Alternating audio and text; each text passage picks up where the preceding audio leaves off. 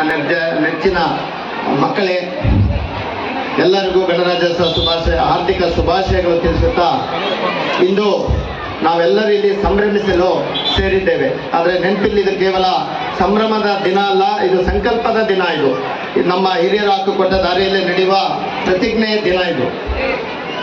ಇಂದು ನಾವು ಎಲ್ಲರೂ ಭಾರತದ ಪ್ರಜಾಪ್ರಭುತ್ವದ ಪವಿತ್ರ ಗ್ರಂಥವಾದ ಭಾರತದ ಸಂವಿಧಾನವನ್ನು ಸ್ಮರಿಸುವ 77ನೇ ಸ್ವಾತಂತ್ರ್ಯ ದಿನಾಚರಣೆ ಸಂದರ್ಭದಲ್ಲಿ ಒಂದಾಗಿರೋದು ಅತ್ಯಂತ ಹೆಮ್ಮೆಯ ವಿಷಯವಾಗಿದೆ.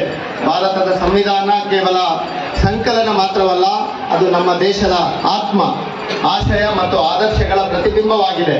ನ್ಯಾಯ, ಸ್ವಾತಂತ್ರ್ಯ, ಸಮಾನತೆ ಮತ್ತು ಸಹೋದರತ್ವ ಎಂಬ ಮೌಲ್ಯಗಳನ್ನು ನಮ್ಮ ಬದುಕಿನ ಮೂಲ ಧೋರಣೆಯಾಗಿ ರೂಪಿಸಿದ ಮಹಾನ್ ದಾಸ್ತವೇಜು ಸಂವಿಧಾನವಾಗಿದೆ. Doctor B.R. ಅಂಬೇಡ್ಕರ್ ಅವರ ನೇತೃತ್ವದಲ್ಲಿ ಸಂವಿಧಾನ ರಚನಾ ಸಭೆಯ ಅಪಾರ ಪರಿಶ್ರಮ, ಚಿಂತನೆ ಮತ್ತು ದೂರದೃಷ್ಟಿಗಳೊಂದಿಗೆ ಈ ಸಂವಿಧಾನವನ್ನು ನಮಗೆ ಕೊಡುಗೆಯಾಗಿ ನೀಡಿದೆ. ವಿಭಿನ್ನ ಭಾಷೆ, ಧರ್ಮ, ಜಾತಿ, ಸಂಸ್ಕೃತಿಗಳನ್ನು ಹೊಂದಿರುವ ಭಾರತವನ್ನು ಒಂದು ರಾಷ್ಟ್ರವಾಗಿ ಕಟ್ಟಿಹಾಕಿದ ಶಕ್ತಿ ಸಂವಿಧಾನವೇ ಎಂದು ಹೇಳುವುದರಲ್ಲಿ ಯಾವುದೇ ಅತಿಶಯೋಕ್ತಿ ಇಲ್ಲ. ಇಂದು ಜನಪ್ರತಿನಿಧಿಗಳಾದ ನಾವು ಸಂವಿಧಾನದ ಮೌಲ್ಯಗಳನ್ನು ಕಾಪಾಡುವ ಜವಾಬ್ದಾರಿ ಇನ್ನಷ್ಟು ಗಂಭೀರವಾಗಿದೆ. ಆಡಳಿತದಲ್ಲಿ ಪಾರದರ್ಶಕತೆ, ಸಾಮಾಜಿಕ ನ್ಯಾಯ, ದುರ್ಬಲ ವರ್ಗದ ಸಬಲೀಕರಣ ಮತ್ತು ಕಾನೂನಿನ ಮುಂದೆ ಎಲ್ಲರೂ ಸಮಾನರು ಎಂಬ ತತ್ವವನ್ನು ಅನುಷ್ಠಾನಗೊಳಿಸುವುದು ನಮ್ಮ ಕರ್ತವ್ಯವಾಗಿದೆ. ವಿಶೇಷವಾಗಿ ನಾನು ಯುವಜನತೆಗೆ ಒಂದು ಮಾತು ಹೇಳ ಬಯಸುತ್ತೇನೆ. ಸಂವಿಧಾನವನ್ನು ತಿಳಿದುಕೊಳ್ಳಿ, ಅದರ ಮೌಲ್ಯಗಳನ್ನು ಬದುಕಿನಲ್ಲಿ ಅಳವಡಿಸಿಕೊಳ್ಳಿ. ಪ್ರಜಾಪ್ರಭುತ್ವದ ಬಲವು ಯುವಶಕ್ತಿಯ ಜಾಗೃತಿಯಲ್ಲಿ ಅಡಗಿದೆ ಎಂದು ಹೇಳಲು ಇಚ್ಛೆ ಬಯಸುತ್ತೇನೆ. ಈ ಪ್ರಜಾಪ್ರಭುತ್ವ ವ್ಯವಸ್ಥೆಯಲ್ಲಿ ಹಾಗೂ ಗಣತಂತ್ರದಲ್ಲಿ ಓರ್ವ ವೈದ್ಯ ಹಾಗೂ ವೈದ್ಯಕೀಯ ಪದವೀಧರರನ್ನು ಕೂಡ್ಲಿಗಿ ಕ್ಷೇತ್ರದಿಂದ ಚುನಾಯಿಸಿದ್ದಕ್ಕಾಗಿ ನಾನು ನಿಮ್ಮೆಲ್ಲರಿಗೂ ಆಭಾರಿ ಆಗಿದ್ದೇನೆ. ಅದೇ ರೀತಿ ನಿಮ್ಮ ಪ್ರಜ್ಞಾವಂತಿಕೆಯನ್ನು ನಾನು ಅಭಿನಂದಿಸುತ್ತೇನೆ. ಹಾಗೆ ನಮ್ಮ ಸರ್ಕಾರ ಕೂಡ ಮಾನವ ಅಭಿವೃದ್ಧಿಗೆ ಬದ್ಧವಾಗಿದೆ. ನಮ್ಮ ಸರ್ಕಾರದಿಂದ ಶಿಕ್ಷಣದಲ್ಲಿ ಗುಣಾತ್ಮಕ ಮತ್ತು ಆರೋಗ್ಯ ಸೇವೆಯಲ್ಲಿ ಪರಿಣಾಮಕಾರಿತ್ವ ಹಾಗೂ ಯೂನಿವರ್ಸಲ್ ಬೇಸಿಕ್ ಇನ್ಕಮ್ ಹೆಚ್ಚಿಸುವ ಭಾಗ್ಯ ಯೋಜನೆಗಳ ಮೂಲಕ ಇಡೀ ಜಗತ್ತಿನಾದ್ಯಂತ ಮನೆಮಾತಾಗಿದೆ. ಅಂತಾರಾಷ್ಟ್ರೀಯ ಹಣಕಾಸು ಸಂಸ್ಥೆಗಳು ನಮ್ಮ ಸರ್ಕಾರದ ಕಾರ್ಯಕ್ರಮಗಳನ್ನು ಮುಕ್ತ ಕಂಠದಿಂದ ಶ್ಲಾಘಿಸುತ್ತಿದ್ದೇವೆ. ಹಾಗೆಯೇ ನಮ್ಮ ಕರ್ನಾಟಕ ಸರ್ಕಾರದ ಮಾನ್ಯ ನೇತೃತ್ವದ ಮುಖ್ಯಮಂತ್ರಿಗಳಾದಂಥ ಸನ್ಮಾನ್ಯ ಸಿದ್ದರಾಮಯ್ಯನವರು ಮತ್ತು ಉಪಮುಖ್ಯಮಂತ್ರಿಗಳಾದಂಥ D.K. ಶಿವಕುಮಾರ್ ಸರ್ ಅವರ ನೇತೃತ್ವದ ಸರ್ಕಾರ ಮಾದರಿಯ ಸರ್ಕಾರ ಎಂದು ದೇಶಾದ್ಯಂತ ಚಾಲ್ತಿಯಲ್ಲಿರೋದು ಮತ್ತು ಅಳವಡಿಸಿಕೊಳ್ಳುವುದು ಅತ್ಯಂತ ಸಂತಸದ ವಿಷಯವಾಗಿದೆ. ಸ್ವಾಮಿ ವಿವೇಕಾನಂದರು ಹೇಳಿದಂತೆ ಜನಸಂಖ್ಯೆ ಅರ್ಧದಷ್ಟಿರುವ ಮಹಿಳೆಯರ ಅಭಿವೃದ್ಧಿಯೇ ದೇಶದ ಅಭಿವೃದ್ಧಿ ಎಂದು ಹೇಳಿಕೆಯಾಗಿದೆ. ಈ ನಿಟ್ಟಿನಲ್ಲಿ ನಮ್ಮ ಸರ್ಕಾರವು ಮಹಿಳೆಯರ ಸಬಲೀಕರಣ ಮತ್ತು ಅಭಿವೃದ್ಧಿಗಾಗಿ ಪಂಚ ಗ್ಯಾರಂಟಿಗಳ ಮುಖಾಂತರವಾಗಿ ನಿರಂತರವಾಗಿ ಮುನ್ನಡೆಯುತ್ತಿದೆ. ಇದರ ಫಲವಾಗಿ ಈಗಾಗಲೇ ವಿಶ್ವಸಂಸ್ಥೆಯ ಸುಸ್ಥಿರ ಅಭಿವೃದ್ಧಿ ಗುರಿಗಳಾದ ಬಡತನ ನಿರ್ಮೂಲನ, ಶಿಕ್ಷಣ, ಆರೋಗ್ಯ, ಪರಿಸರ ಸಂರಕ್ಷಣೆ, ನೈರ್ಮಲ್ಯೀಕರಣ ಮುಂತಾದವುಗಳ ಆಧಾರದಲ್ಲಿ ಕಾರ್ಯಕ್ರಮಗಳನ್ನು ರೂಪಿಸಿ ಜಾರಿಗೆ ತರುತ್ತಿರುವುದು ಕರ್ನಾಟಕವು ಪ್ರಗತಿಯ ರಾಜ್ಯವಾಗಿ ಹೊರಹೊಮ್ಮುತ್ತಿದೆ. ಮತ್ತು ಇನ್ನು ತಾಲೂಕಿನ ವಿಷಯಕ್ಕೆ ನಾವು ಭೂತೋ ನಾ ಭವಿಷ್ಯತ್ ಎನ್ನುವಂತೆ ಸನ್ಮಾನ್ಯ ಮುಖ್ಯಮಂತ್ರಿಗಳ ಮತ್ತು ಉಪಮುಖ್ಯಮಂತ್ರಿಗಳ ಸಂಪುಟದ ಅನೇಕ ಸಚಿವರು ನೇತೃತ್ವದಲ್ಲಿ ಸುಮಾರು 1250 ಕೋಟಿಗೂ ಅಧಿಕ ರೂಪಾಯಿಗಳ ಅನುದಾನದ ಕಾಮಗಾರಿಗಳನ್ನು ಹಾಗೂ ತುಂಗಭದ್ರಾ ನದಿಯಿಂದ ಕೆರೆಗಳಿಗೆ ನೀರುಣಿಸುವ ಯೋಜನೆಗೆ ಚಾಲನೆ ನೀಡಿದ್ದು ಕೂಡ್ಲಿಗಿ ತಾಲೂಕಿನ ಐತಿಹಾಸಿಕ ಕ್ಷಣವಾಗಿದೆ. ಕಳೆದ 2 ವರ್ಷಗಳಲ್ಲಿ ನನ್ನ ಜನಪದ ಕಾಳಜಿಗೆ ಮಾನ್ಯ ಮುಖ್ಯಮಂತ್ರಿಗಳು, ಉಪಮುಖ್ಯಮಂತ್ರಿಗಳು ಬೆನ್ನು ತಟ್ಟಿ ಪ್ರೋತ್ಸಾಹಿಸಿದ್ದು ನನಗೆ ಇಡೀ ಕೂಡ್ಲಿಗಿ ವಿಧಾನಸಭಾ ಕ್ಷೇತ್ರಕ್ಕೆ ಪ್ರೋತ್ಸಾಹಿಸಿದಂತೆ ಸಾರ್ಥಕ ಭಾವ ಮೂಡಿದೆ. ಕೂಡ್ಲಿಗಿಯ ಸಮಗ್ರ ಅಭಿವೃದ್ಧಿಗೆ ಎಲ್ಲ ಸಹಕಾರವನ್ನು ನಿರೀಕ್ಷಿಸುತ್ತಾ,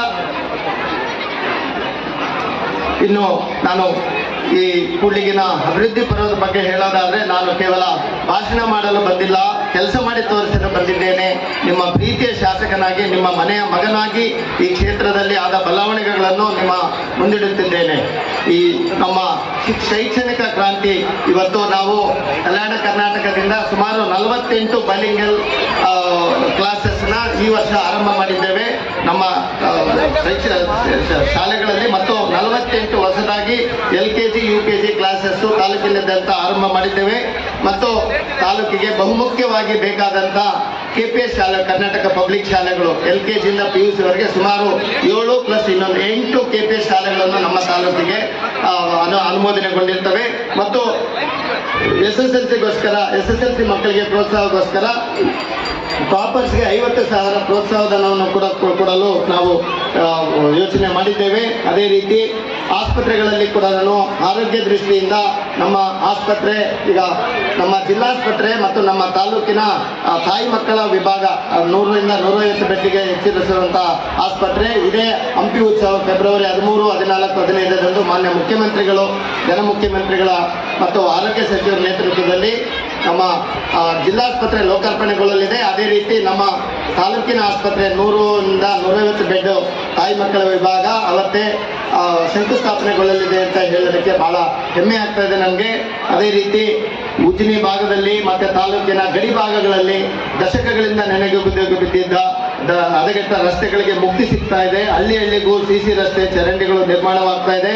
ಅದೇ ರೀತಿ ಈ ಸಂಪರ್ಕ ಸೇತುವೆ ಗುಡೇಕೋಟೆ, ಅಪ್ಪನಹಳ್ಳಿ, ನಾಗರಹುಣಸೆ, ಕಕ್ಕುಪ್ಪಿ ಮತ್ತು ಗ್ರಾಮಗಳಿಗೆ ಹೊಸ ಬ್ರಿಡ್ಜ್ಗಳನ್ನು ನಿರ್ಮಿಸಿ ನಿಮ್ಮ ಸಂಚಾರಕ್ಕೆ ಸುಗಮ ಮಾಡಿಕೊಡುತ್ತಿದ್ದೇವೆ. ಅದೇ ರೀತಿ ನಮ್ಮ ಶಾಲಾ ಮಕ್ಕಳಿಗೆ ಹೊಸ ಕೊಠಡಿಗಳು, ಅಂಗನವಾಡಿ ಕೇಂದ್ರಗಳು ತಲೆ ಎತ್ತುತ್ತಾ ಇದ್ದಾವೆ. ಅದೇ ರೀತಿ ನಮ್ಮ ಏನು ರಂಗಕಲೆ ತವರೂರಾದ ನಮ್ಮ ಕೂಡ್ಲಿಗಿ ವಿಧಾನಸಭಾ ಕ್ಷೇತ್ರಕ್ಕೆ ಮತ್ತು ಪಾಳೆಗಾರರ ನೆಲಬೀಡು ಮತ್ತು ಒನಕೆಯೋಗವನ್ನು ತವರೂರಾದ ನಮ್ಮ ಕೂಡ್ಲಿಗಿ ವಿಧಾನಸಭಾ ಕ್ಷೇತ್ರದ ಗುಡೇಕೋಟೆ ಒಂದು ಐತಿಹಾಸಿಕ ಅದನ್ನು ಮೆರುಗು ಹೆಚ್ಚಿಸಲು ಈಗ 3 ವರ್ಷದಿಂದ ನಾವು ಗುಡೇಕೋಟೆ ಒನಕೆ ಓಬವ್ವ ಉತ್ಸವವನ್ನು ಕೂಡ ವಿಜೃಂಭಣೆಯನ್ನು ಆಚರಣೆ ಮಾಡ್ತಾ ಇದ್ದೇವೆ. ಇದೇ ತಿಂಗಳು ಜನವರಿ 31 ಮತ್ತು ಫೆಬ್ರವರಿ 1ನೇ ತಾರೀಕು ಒನಕೆ ಓಬವ್ವ ಉತ್ಸವವನ್ನು ಅದ್ದೂರಿಯಾಗಿ ನಡೆಸಲು ಎಲ್ಲ ಸಿದ್ಧತೆಗಳು ನಡೀತಾ ಇದೆ. ನಮ್ಮ ತಾಲೂಕಿನ ಇತಿಹಾಸವನ್ನು ತೋರಿಸಲು ತಮ್ಮೆಲ್ಲರಿಗೂ ಈ ಹೃದಯಪೂರ್ವಕವಾಗಿ ಆಹ್ವಾನವನ್ನು ನೀಡುತ್ತಿದ್ದೇನೆ.